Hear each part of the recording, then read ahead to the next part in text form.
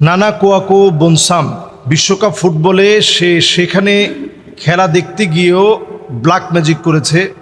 আসলে এটা খেলার মধ্যে প্রভাব পড়বে কিনা? আসলে ব্ল্যাক ম্যাজিকটা এমন, এটা করলে কিছু প্রভাব পড়তে পারে এবং দুষ্ট চক্রের এই ব্ল্যাক ম্যাজিকের দ্বারা দুষ্ট চক্রের বিভিন্ন ক্ষতি হতে পারে। আমরা কোনোটারই পক্ষে না, ব্ল্যাক ম্যাজিকেরও পক্ষে না, এই ফুটবল খেলারও পক্ষে না। এই ফুটবল খেলা যেভাবে ধ্বংস হওয়া দরকার, এটা জোয়ার একটা কারখানা। মুসলিম উম্মার সবচেয়ে বড় ইবাদত বিনিষ্টকারী সবচেয়ে ক্ষতিকর হচ্ছে এই মুসলিম উম্মার জন্য এই খেলার টাইম। এবং দেখা যায় মুসলিম উম্মা এতটা বেশি ক্ষতির মধ্যে নিমজ্জিত হচ্ছে এই খেলাকালীন সময়ে, আমরা অনেকে কল্পনা করতে পারছি না।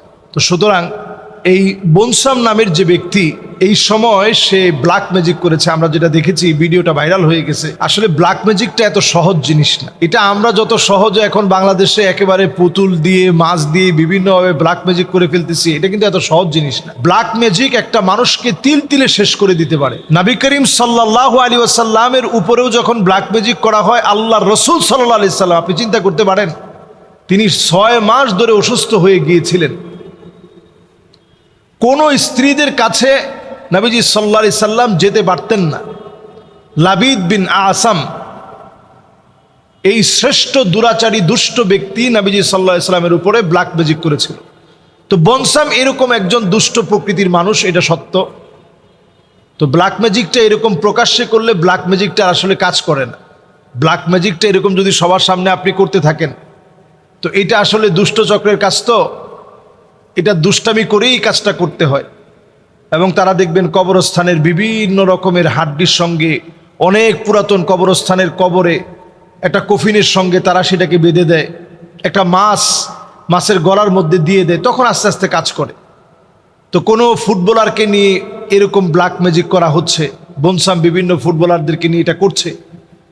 তো এটা এই গানার এই জাদুকর যে আছে, ব্ল্যাক ম্যাজিশিয়ান যে আছে, তার অনেক এরকম দুষ্টামি আমরা ইতিপূর্বেও দেখেছি। তো এগুলো আমাদের সমাজে ব্ল্যাক ম্যাজিকের মতো একটা এইরকম শয়তানি, এইরকম একটা দুষ্টামি, এটাকে ওপেন করে দেওয়া হচ্ছে, সহজ করে দেওয়া হচ্ছে। এটা কিন্তু সহজ কথা না, এটা দণ্ডনীয় একটি অপরাধ। ব্ল্যাক ম্যাজিক করাটা দণ্ডনীয় অপরাধ। আপনি একটা মানুষকে তিল তিলে নষ্ট করে দিবেন, তার প্রতিভা আপনি নষ্ট করে দিবেন, তাকে আপনি মৃত্যুর দিকে ঠেলে দিবেন।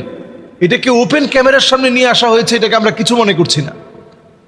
তার মানে আজকের এই পৃথিবী চায় ব্ল্যাক ম্যাজিক বেড়ে যাক, এই কালো জাদুর প্রভাব বেড়ে যাক। এই কালো জাদুর প্রভাবটা দিন দিন বেড়ে যাচ্ছে, আরো বেড়ে যাক।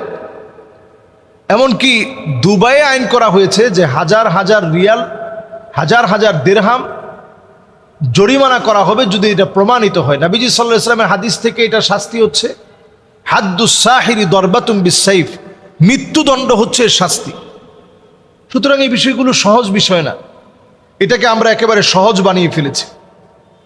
আমরা এই সময়ে এই ব্ল্যাক ম্যাজিকগুলো দেখে আমরা আরও অনেক কিছু দেখব, যে এই খেলার ভিতরে বাল দেবতার যে পূজা, সেই পূজা শেখানো হচ্ছে, বাল দেবতার পূজা শেখানো হচ্ছে, 2 আঙ্গুলকে উঁচিয়ে সেলিব্রেট করা শেখানো হচ্ছে, তৃত্ববাদকে প্রমোট করার জন্য 3 আঙ্গুল উঁচিয়ে তৃত্ববাদকে প্রমোট করা শেখানো হচ্ছে। এরকম এই খেলার ভিতরে একটা মিশনকে কিন্তু সাকসেস করা হচ্ছে।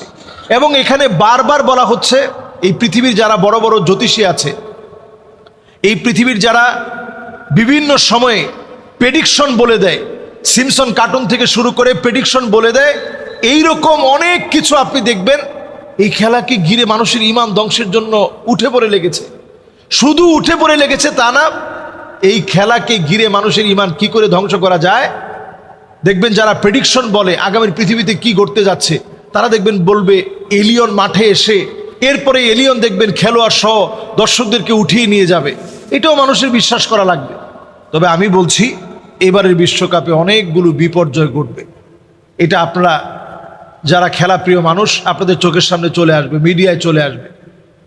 কারণ আল্লাহ রাব্বুল ইজ্জাতুল জালাল এই সময়টাতে অবশ্যই তাদেরকে তাদের এই অট্টহাসির শাস্তি আল্লাহ তাআলা দিবেন।